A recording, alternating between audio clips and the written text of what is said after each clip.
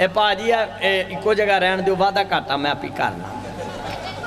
मैनू पता है साउंड तुहाडा है,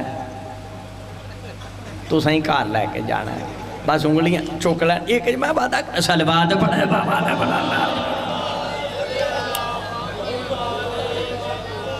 चलो जशन सुना देना। एक मौलवी साहब तकरीर पे करन, एक बंदा उठ्या बाहर टुर गया, दूजा उठ्या वही टुर गया, तीजा उठ्या वही टुर गया, सारे ही टुर गए। इको बंदा बैठा।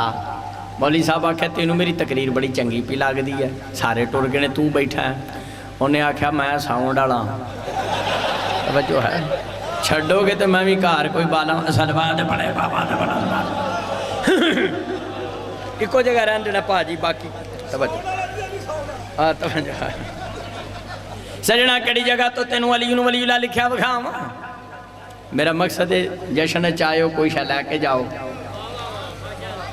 मैं इंजे जशन पढ़िया तो मैं क्या कोई शा लैके जाओ, तो बाद मैं साउंड वाला मिलया, कहता हैदरी साहब मैं डब्बा दिओ।